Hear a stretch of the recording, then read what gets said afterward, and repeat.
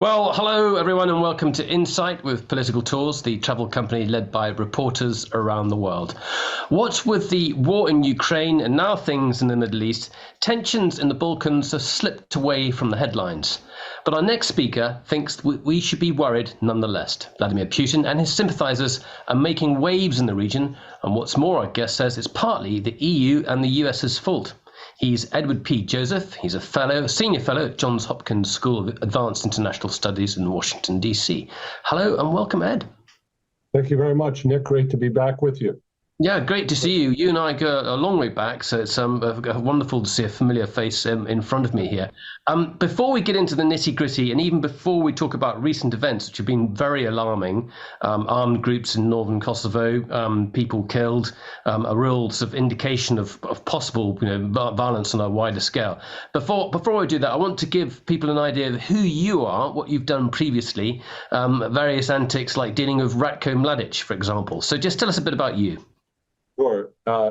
Nick, and again, great to see you again and to be with your sophisticated and intrepid audience, whom I congratulate for their interest in the region and this topic. Yes, I served throughout the war years in the Balkans. People ask me, where were you? I said, if they were fighting, I was there.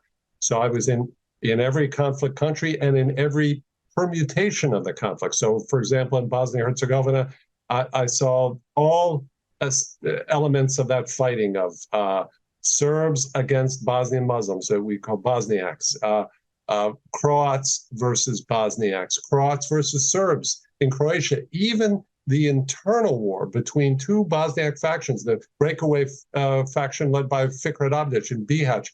I was there for a year, and you're correct, Nick.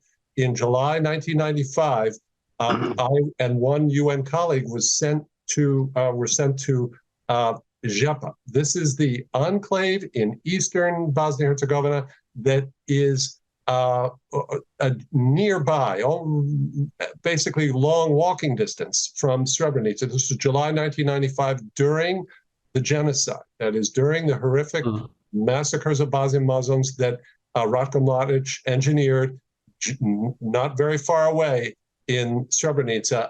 I and my UN colleague were in charge of evacuating the neighboring enclave, that is the women and the children and the seriously wounded in Žepa. But of course, General Mladic would not let us evacuate the men whom he had the same designs on as in Srebrenica. I can tell you more about that, but it resulted, in the end, I testified twice in the Hague Tribunal in trials that led to genocide conviction. Very important. People don't understand that the genocide conviction in Žepa disproves the revisionist Serb claims that, it was really a fighting and there were many Serb casualties. Žepa posed no such threat to Serbs, and the court in The Hague determined it was part of a concerted effort to move the entire Bosniak population and expunge them from eastern Bosnia. Please. So, Ed, your career is very extensive, so we can't go through all of it. But I am going to add a few more things. We spent a lot of time in Macedonia together when I was working for the BBC, and I think maybe you were writing for the International Crisis Group at the time, I think. Right. And then you were deputy head of the OSCE's mission in Kosovo. The OSCE is an umbrella group for many nations across Europe, including Russia. So you've got extensive experience. You now write on policy in the Balkans for Johns Hopkins SACE, and that's principally why we're talking to you here. Let's just go back over what's been happening in the last 2 months. I never dreamed, I didn't think it would get this bad. I mean, and also I didn't think we'd still be talking about these problems when it comes to the north of Kosovo so many years after I've been there. It's a real surprise. So just give us a summary of what happened in the last couple of months. I will tell you, Nick, and I will just quickly about my background. You're right. Again, I was in all conflict areas. That includes what is now North Macedonia and Kosovo as well. Just to quickly say that you're right that I also served as an official. So in Kosovo, for example, I negotiated an agreement between Serbia and Kosovo, the first really post-independence agreement between the two parties to hold elections there. So I have a great deal of empathy for what it's like to be a senior official. But in this case, as you alluded to, Nick, I have to be critical of the efforts of the U.S. and EU that have led to this instability that you're referring to. And until these tragic developments in Israel, actually there was focus in the Balkans up to between September 24th and then this terrible crisis that's unfolding in Israel up to October 7th. There was international attention. Even the White House was the John Kirby, the spokesperson, National Security Council, and White House was alarmed by actions taken by Serbia, moving towards the border with heavy armaments here, including anti-aircraft weaponry. What were the Serbs going to do with that? Kosovo has no aircraft. So the situation is very unstable. And Nick, I have a very clear explanation for your audience as to why that is. Well, let's just state the facts. So in terms of what's happened, we've had a series of things happened over the summer and then most critically in September. And then the most critical incident is a group of armed Serbs attacking a police car, killing one policeman, and then taking over a Serbian Orthodox monastery. Kosovo's Albanian police force, their special police, move in and actually kill 4 of these armed men. So probably one of the most serious clashes to have taken place in Kosovo since independence in 2008. A very, very worrying thing. Now, what worries, I think, everyone is that there's, I'm going to take Gerald Knaus's view of this. Gerald Knaus has spoken to us several times. He sees this almost developing like a Northern Ireland situation. If you go back to the late 60s, where you had armed groups taking over from the politicians, armed groups have become the key sort of playmakers, if you like, in a political situation. And he sees that situation developing in Kosovo unless the US and the EU take a different approach. But we're going to get into that in a second. So what do you see as if you look at these events that have happened last month, what do you see as the key triggers? Well, I have to say right away that I do not subscribe to any Northern Ireland analogy, and I would discourage your participants and your viewers to be thinking in those terms. They should be thinking in the opposite terms. These are Balkans terms, and the evidence from September 24th is completely the opposite of that. What we see, the point, Nick, to mention here wasn't just that there was a fatal confrontation between some armed Serbs. It was the extent of weaponry that they have, this incredible, heavy cache of arms and vehicles and documents that suggest here very clearly this can only have been done. This is the key point. It's completely different from Northern Ireland and armed groups. This could only have been done with Serbian state sponsorship. That's what's important here. And in the Balkans, that's typically what the case. You don't have breakaway factions. These are post-communist. Northern Ireland was not post-communist. This is a post-communist structure with a highly hierarchical, highly authoritarian in both design and in culture. And so I strongly discourage your audience. Okay. So let's just remind ourselves. Let's just remind ourselves of the details and the geography as well. So we're currently talking about Kosovo. We are going to talk about the wider region, Bosnia, Macedonia, in a bit as well. But in terms of Kosovo, I should put a map up. Kosovo is diamond shaped. It's tiny. It's smaller than Rhode Island. It's a really small area. But the northern area of Kosovo is Serb populated. That's Mitrovica to the north, and it shares a border with Serbia, so it's contiguous with Serbia. And this is the key. This has been a flashpoint for tensions between the Serb-dominated north and Albanians in the south, really since the end of the war in 1999. So the thing that is the first question I'd put for you is, how has this been able to go on for so long? Why is this situation like this? What do you see as the key components? And in a moment, I'll talk to you about Vučić, who's the leader who's the president of Serbia. Yes. Okay. Nick, I'll explain to you. I've written this in my reports at sites where I also teach, not just research, but I also teach.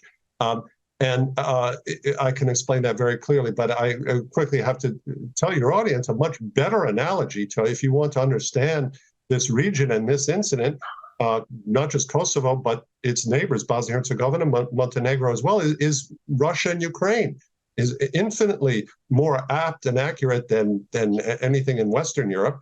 And we see these are the parallels. The parallels between Putin's approach to Ukraine and Serbia's approach to its neighbors. And if you want to understand the instability in the Balkans, you have to understand the Serbia and the Serbian position in the dissolution of former Yugoslavia. It all comes down to that.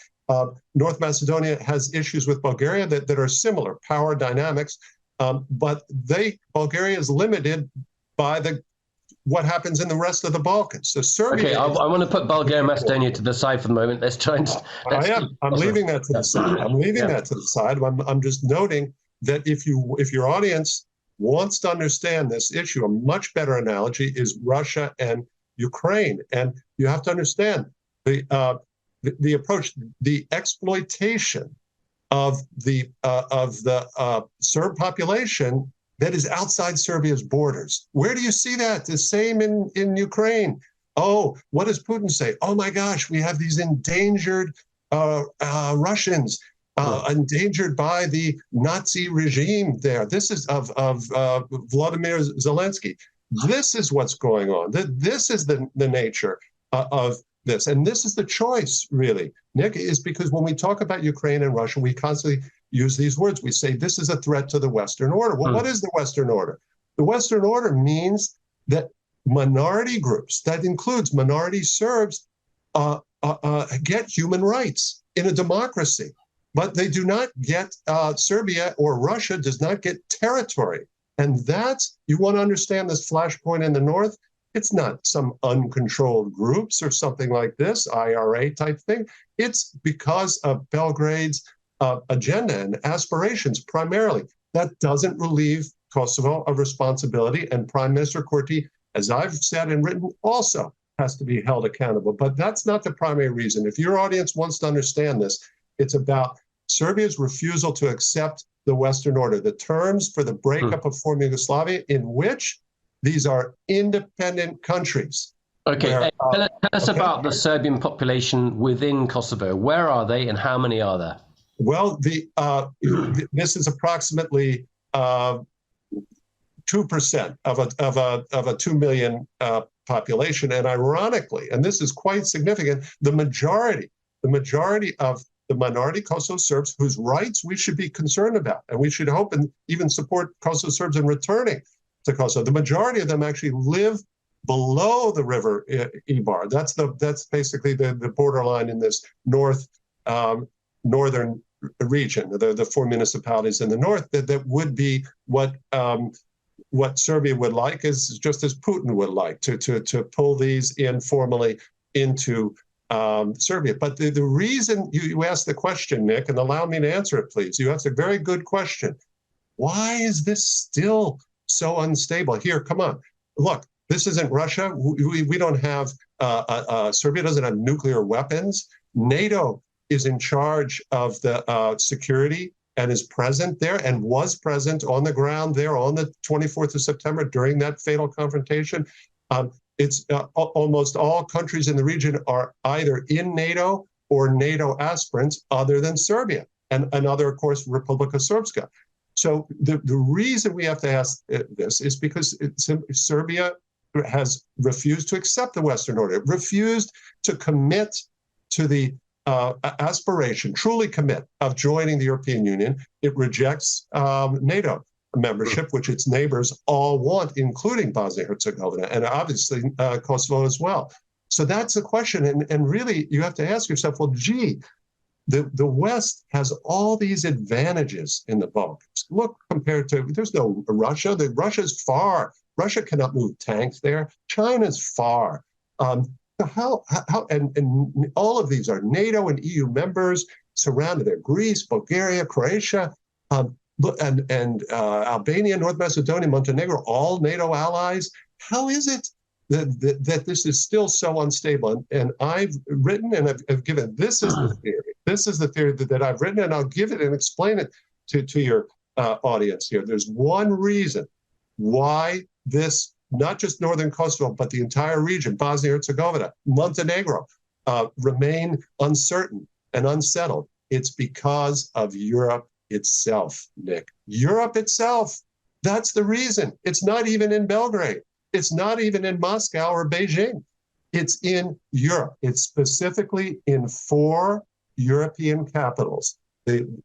Athens, we have Bratislava, Bucharest, and Madrid. That is the 4 countries, Greece, Romania, Slovakia, and Spain, that do not recognize Kosovo. We have to understand here, and your audience should understand, Kosovo is where former Yugoslavia broke apart.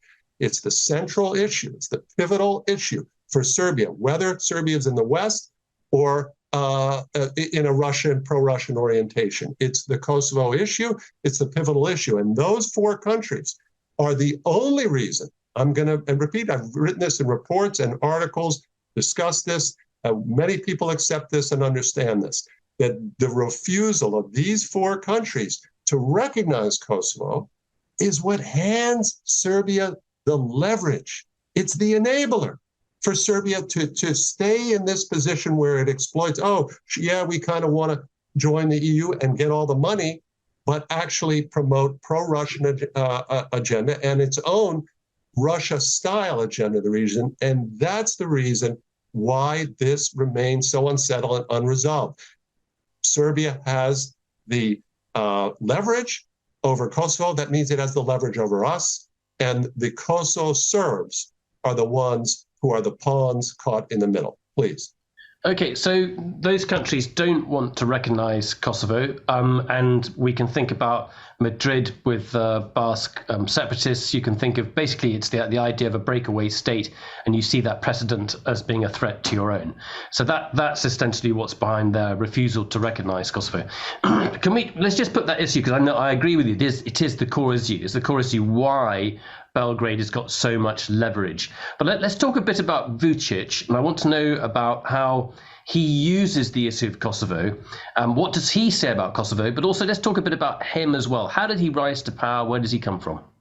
Well, ironically, he rose to power on the elections that I negotiated back in 2012 when I was the deputy head of the OSCE mission in Kosovo. That was in 2012.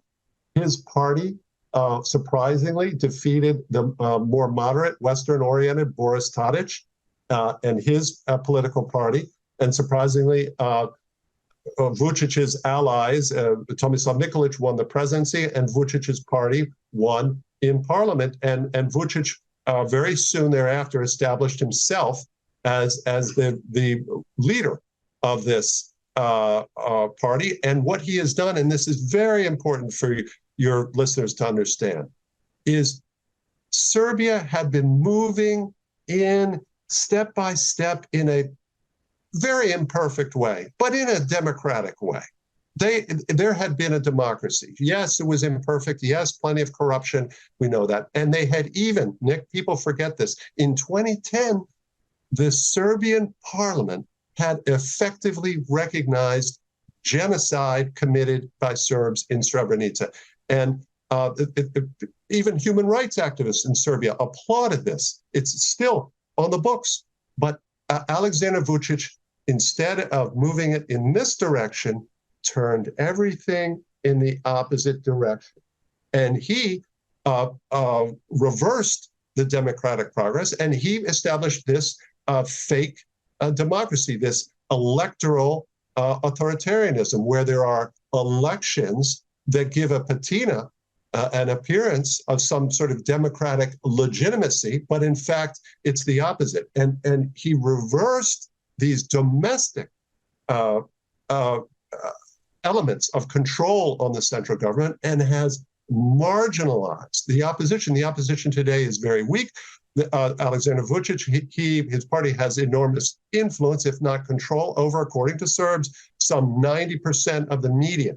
Nick, you're a journalist. 90% of the media under government control, and the Kosovo issue, he exploits and uses it to manipulate us. This is the key, because he has this leverage. because Kosovo cannot move forward. This is the point. This is the key point. Your audience has to understand. Kosovo is paralyzed unless Serbia recognizes Kosovo. This is the leverage that's handed by these four countries. Kosovo cannot move to NATO, cannot move to the EU. Why? Because it requires those countries in NATO and the EU, you have to have consensus. And if you don't recognize Kosovo, it cannot even, this is the point, Borrell and Miroslav Lajčák and all these EU diplomats in the US ask, the European Union path, the EU path for Kosovo. And that is the strategy. And it's a worthy strategy, but Kosovo actually has no path until Serbia says so.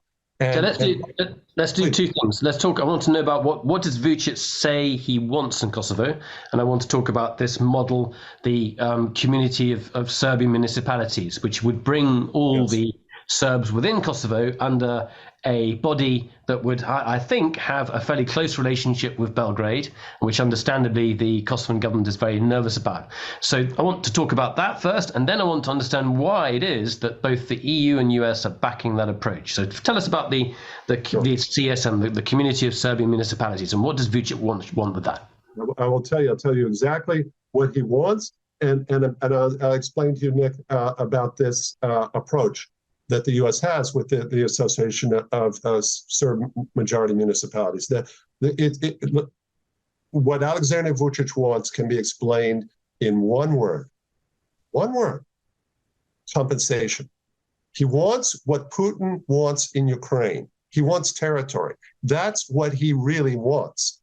And that's what he will try to leverage, utilize this blocking ability that he has also at the UN, thanks to Russia and to China, to pressure and to get that. So he will play the game of, I just want a compromise, but it's not a compromise. The nature of the compromise is compensation. He wants territory, just like Vladimir Putin wants territory. He wants to validate the Serbian national approach, same in Montenegro, similar, I should say, similar in Montenegro and similar in Bosnia and Herzegovina, to project this greater Serbia. You have to understand, Nick, this is not just me saying this. Alexander Vučić's main spokesperson, effectively, Alexander Vulin, declared that they want Serb world. They've said this openly. So it's not just me as an analyst saying this. They've openly revived the concept of greater Serbia. So we have to understand that. We have to understand. Let me answer your question about the association. Allow me, but your audience has to understand that fundamentally this is the real intent. And because of these divisions within Europe, he has the ability to compel that, to frustrate these negotiations. That's very important. And later we'll come to Albin Kurti and why he is also an impediment to moving forward. We'll come to that and say, let's answer your question about the association. So what is the U.S. and the EU going to do? Well, they've been dealt a bad hand, Nick. They've been dealt a bad hand because they're not unified on Kosovo. This would be a snap. This all region would be a snap. Serbia would be in the European Union and probably NATO by now, except for these divisions. So they're handicapped. They're handicapped. Borrell and Lajčák, these are the two key figures. Your audience knows. They're sophisticated. They know Josip Borrell. They know who Miroslav Lajčák is. Guess what countries they come from? Spain, which doesn't recognize Kosovo, and Slovakia, which doesn't recognize Kosovo. You have even a built-in impediment here to dealing with this Kosovo issue. So they're operating, Nick, here's the key word, weakness. The US and EU are operating from weakness. So here, they're not even unified on the Serbian issue. So what do they have to do? They have to try to pull these two parties into some type of negotiation. And they came up with this plan. It's not a bad idea. I don't criticize them. They're doing, trying their level best where they're divided. And they came up with this so-called the French-German proposal. This is based on the two Germanys model, where the two Germanys during the Cold War didn't formally recognize each other, but they could proceed and get into the UN and so forth. So they have applied this to Serbia and Kosovo, and they had these intensive negotiations in February and in March in Brussels and then in Ohrid in North Macedonia. And nominally, the US and EU say there's an agreement.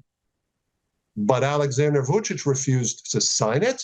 He refused to sign this to Germany's de facto recognition, which what it consists of, and said he would never implement the core obligations on Serbia's part that would allow Kosovo to move forward in international organizations. And this is where we come to the association. See, Belgrade, Vučić has denied Serbia's key obligations, but everyone, including Vučić, demand that Kosovo do its obligation. Its primary obligation is exactly as you said, Nick, this association of Serb majority municipalities. It's a form of autonomy. It's a form of autonomy.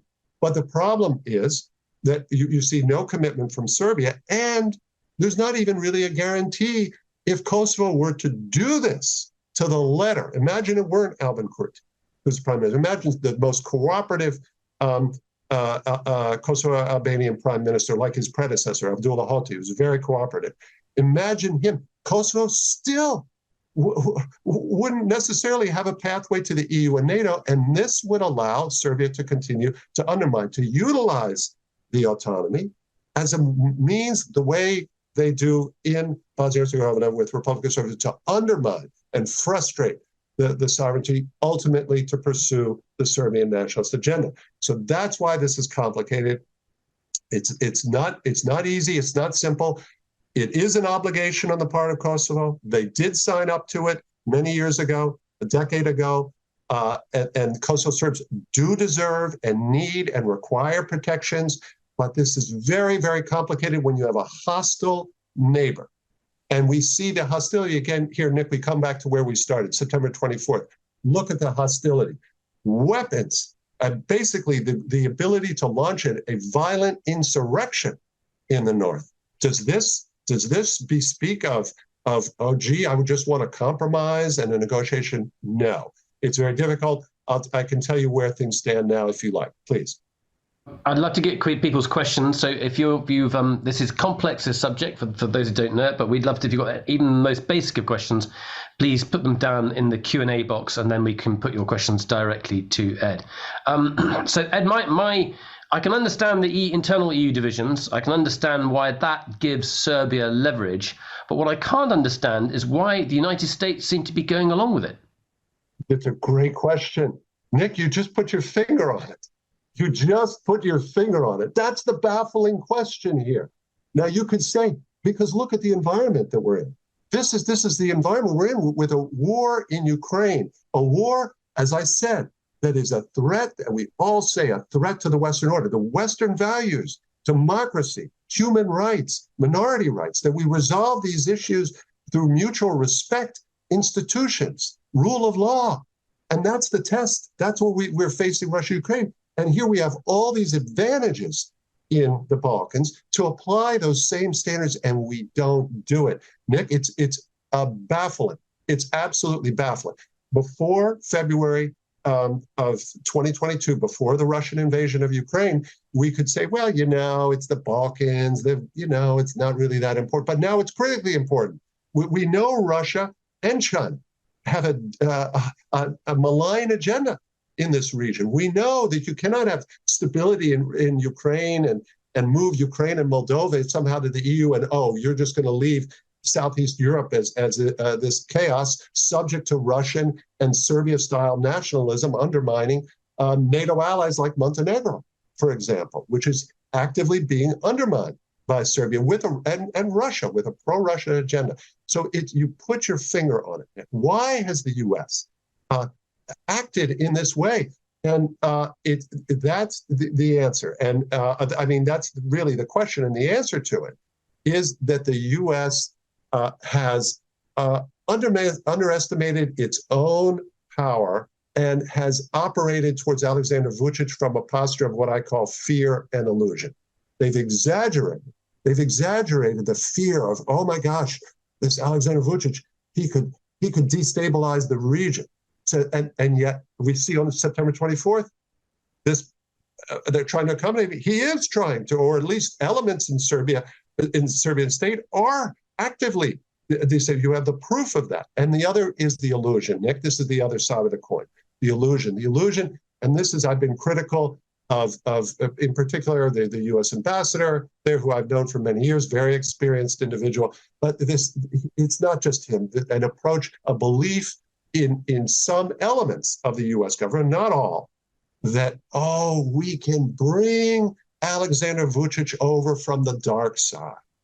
We can even though he's an autocrat, anti-democratic in his own state, with investment and with praise, dangerous in my view, praise, we can bring him over from the dark side. In other words, in short, Nick, that we can convince the leopard to change his spots.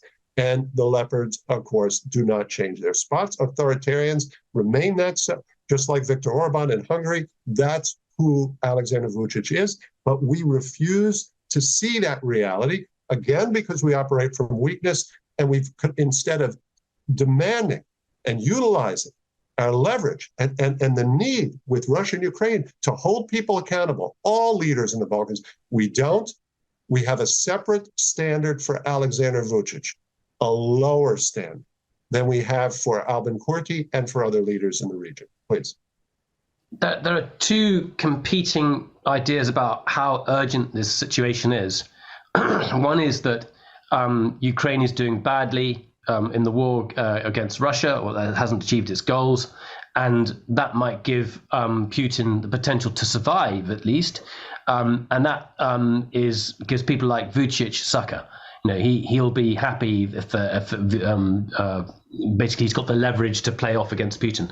So that's one thing going on. The other thing is that Trump could be back in the White House next in the beginning of 2025, and that might lead to a more sympathetic, pro-Putin partner. Again, bad for those who want stability in the Western Balkans. So those are the two threats in terms of what's coming up. There's the institutional pull of the EU. The EU ultimately is about bringing peace and stability to the region. All of Eastern Europe, former communist countries, join the EU. No more war, no more conflict. And that's the basic premise of the European Union. That's the same premise in the Western Balkans. You join the EU, the chances of conflict are pretty much zero once you're in. So is time running out? Or you think there is time that, with the EU gets stacked together, there's time yet and it can be solved later? Well, there is time, but it is running out.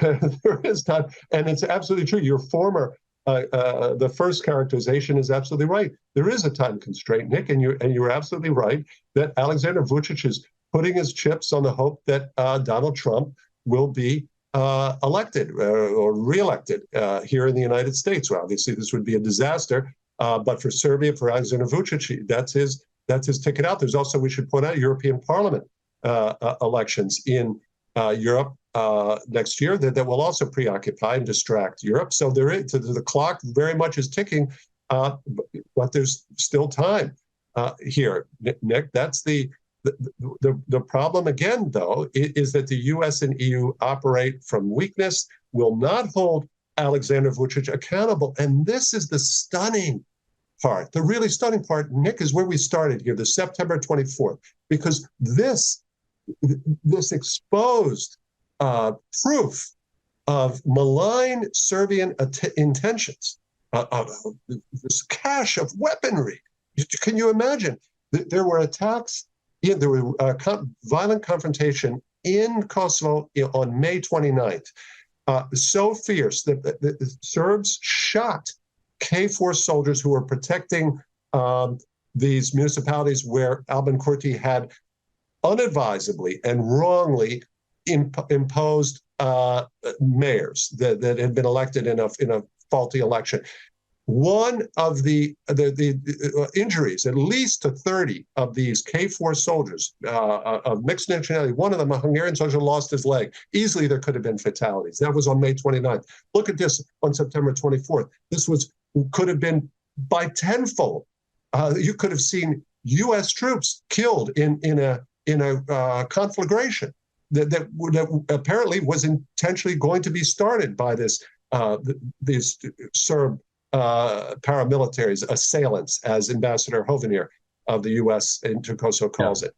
So time is on no one's side. Time is on no one's side. The time is running up. But this created, Nick, my point here quickly is this created a tremendous opportunity for the U.S. and EU to seize. Here, Vučić, we have no leverage, but now all of a sudden we have the leverage. Because look, we have all of this demonstrable indicators of Serbian state involvement, whether he personally did or didn't, that's even a secondary question. If he didn't have control, well, then why do we placate this guy if he's lost control, which I don't suspect that he has? How's he lost control? Look at the way the Serbian judiciary manipulates the ringleader of the guy who, by the way, your audience should know, the ringleader who was caught on drone, their images, Milan Radojic, is the vice president of the very Serbian political party in northern Kosovo that answers a beck and call to Belgrade. So these are these powerful proofs. There's no disguising who's by it. Yeah, no, there's no disguising. This is the other point. Nick and I pointed this out. Actually, I just came back from the region. I had opportunity to speak both publicly with Miroslav Lajčák, the EU negotiator, the EU special representative, and to Ambassador Chris Hill in Belgrade, each at separate conferences. I spoke to them publicly and pointed out, because the line is, well, we're still doing an investigation, which of course we know is nonsense, because these intelligence services of the West, they've already easily reached their conclusions by now. But even if you concede that, I pointed out to Lajčák and to Chris Hill in Belgrade that look at Alexander Vučić's actions after the 24th. You can say, well, we don't really know up to the 24th, but what did he do after the 24th? Very clearly, escalated.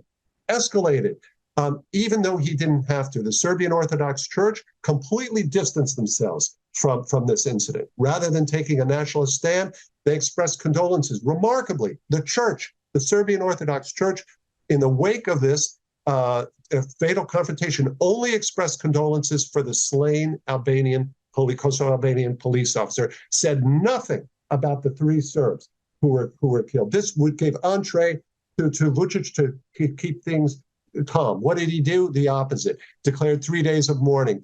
The media full of inflammatory allegations. Then escalating at the border with these troops, kicking up all of this escalation, proving that he's not really a partner for the West. And this was the opportunity, Nick, for the U.S. and EU to get together, as I advocated to Miroslav Lajčák in Budva, give them the real take it or leave it. They've done a variant of that. Lajčák and I discussed this together privately at that conference in Budva in Montenegro, but they have not taken this advantage when Alexander Vučić is finally vulnerable to make the breakthrough agreement, to really use the leverage that the U.S. and EU still do have, and to compel with threats to pull out investment, which Vučić desperately knows that he needs. So that's a mistake. Let's take some questions now. Tim Ripley's got a good one. Tim is familiar with both me and Ed. Finally, with Jane's defence, worked across the Balkans. Tim, your question. Tim, you should have been on our most recent Balkans tour in June. You'd have got the flavour of the mood, the idea of the mood in Mitrovica, both north and Pristina and elsewhere. You missed out. There's too many of these wars going on. You can't. Too many crises. You can't be everywhere. You can't be on top of everything. It's just there's too much. Well, we can take you there so long as it's safe. Yes. Anyway, Ed, good to see you after so long. Nice to see you, Tim. Could you give us an idea? I mean, it's 20 years since I've been to Kosovo, Macedonia, and I've been in Iraq, Afghanistan, all that stuff in between. So I lost sort of connection with the Balkan crisis. Could you give us a feel for what the ordinary people think? Because back then it was really emotional, and it was just after the war and the NATO bombing and all that stuff. How do the ordinary people think about this? Because yes, you've given us a great explanation of the manoeuvrings of all these leaders. Yes. Lots of different places, Tim. I think we have to be specific in terms of because they're distinct areas, aren't they? Let me answer Tim, because Tim is right to pull us to back to the citizens. To the people, what do they think? And actually, we can generalize here. There's a great headline, Tim, in Jutarnji List recently. This was about in North Macedonia. You mentioned the Macedonians. The headline was this: the most depressed country in Europe. That was the headline. And if Macedonians are the most depressed, that their neighbors are in no sense of elation or euphoria. They're all depressed. They're fleeing. Tim, you point your finger at one of the central elements here that is such a tragedy is the depopulation in the Balkans. They're just giving up.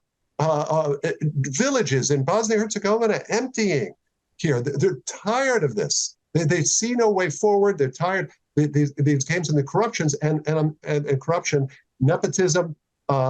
This pall of concern. It's in Kosovo as well. Even though you have a young, dynamic population, many Kosovo Albanians wanting to. There's fear that with visa liberalization, even more will leave. And again, Tim, we come back to what Nick was correctly pointing us to. Why is this still the case?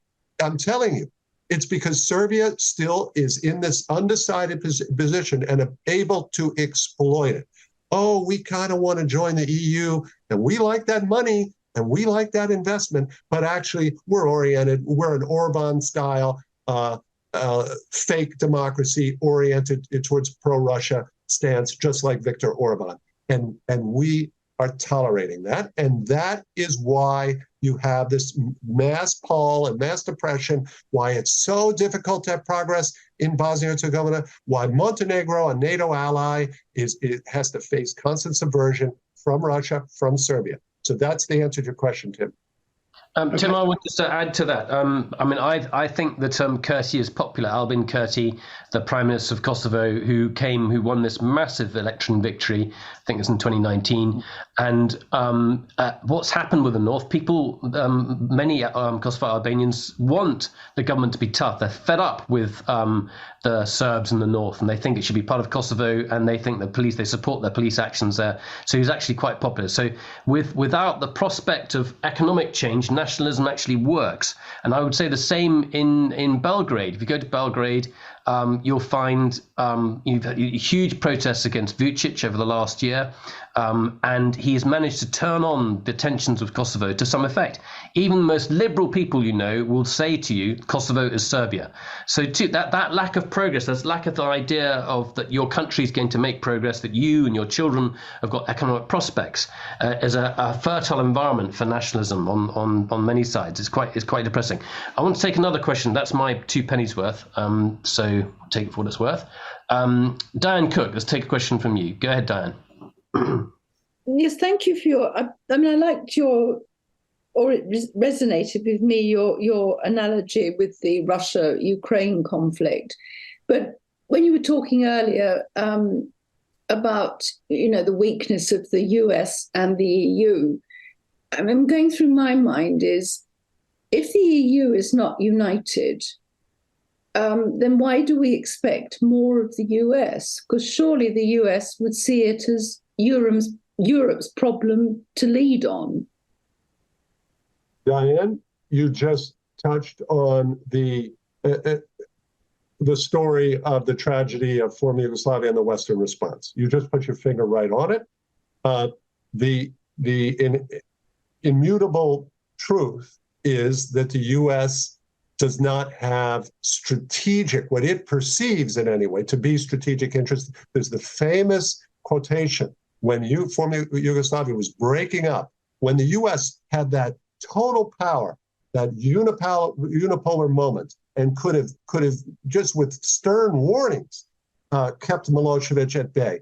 There was the famous quote from Secretary of State James Baker, "We don't have a dog in that fight."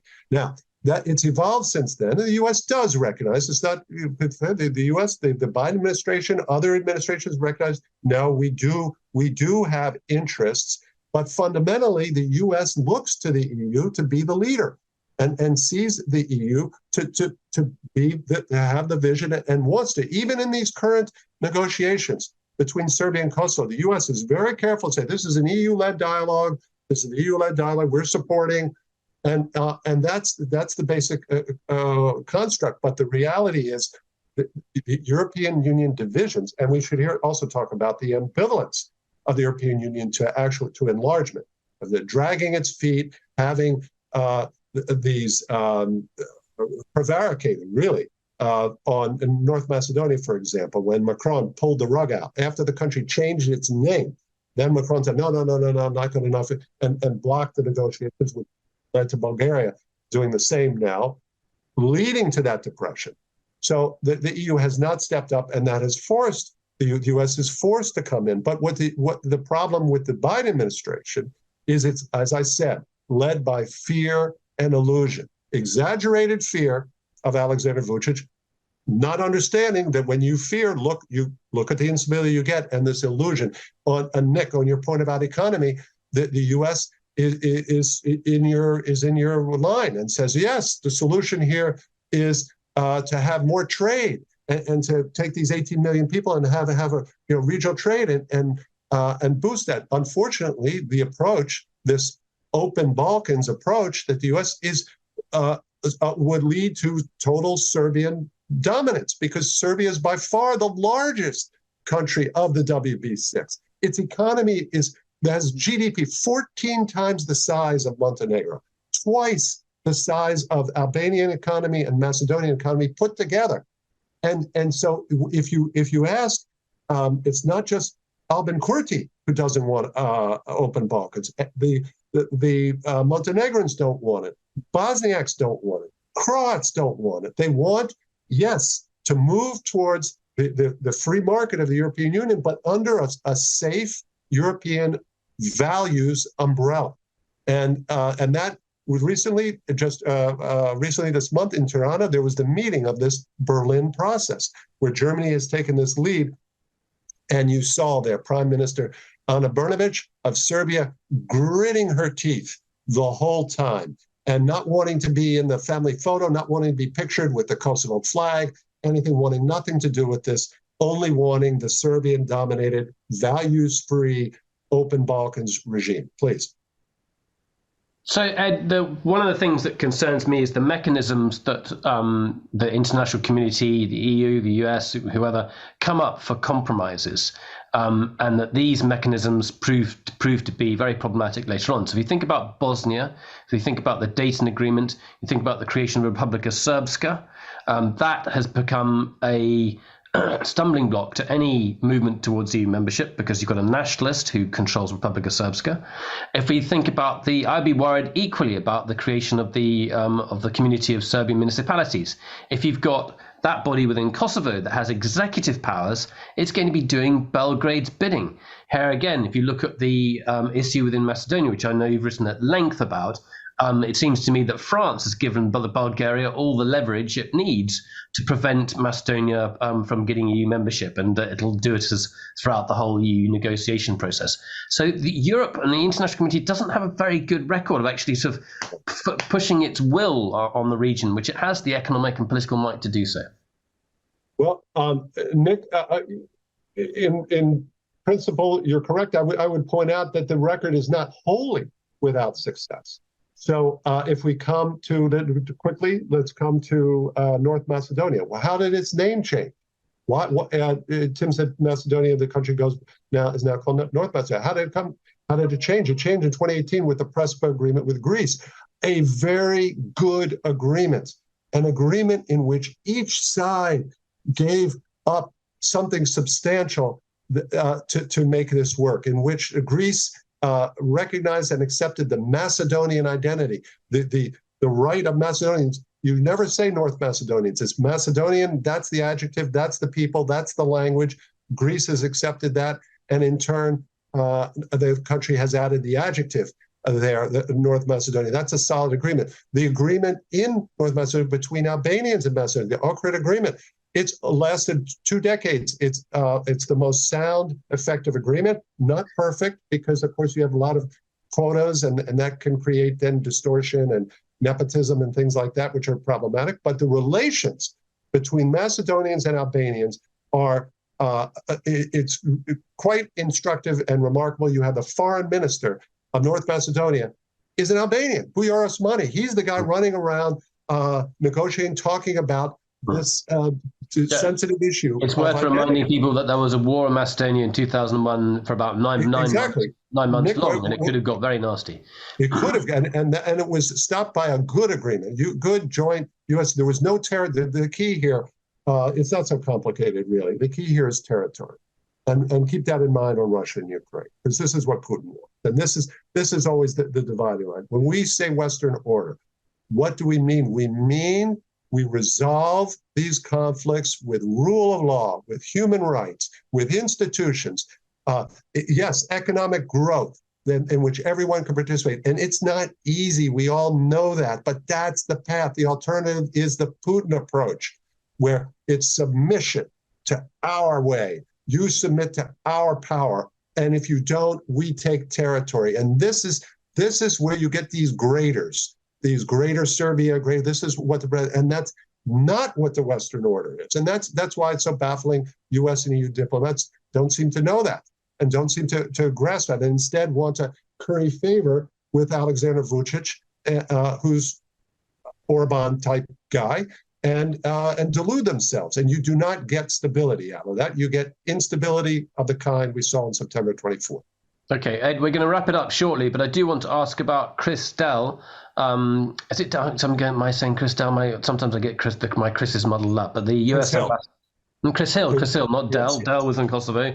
A completely different animal, very different animal altogether. So Chris Hill in Belgrade, the US ambassador in Belgrade, widely respected, instrumental during the Dayton negotiations, enormous experience within the region. Yet he seems to be, working to supporting Vučić's position in some way at least. Well, I've known Chris Hill since I was co-managing a refugee camp for Kosovo Albanians in North Macedonia in 1999. He was the ambassador there, and he was very effective, and he was very supportive. I saw him recently, as I said. I posed a difficult question to him publicly, and then we had a good conversation privately. Look, I can't speak to what the personal approach is. He believes I'm sure he believes that he's doing the appropriate thing. That Alexander Vučić is a fact, and that he would probably say that antagonizing Alexander Vučić will achieve nothing.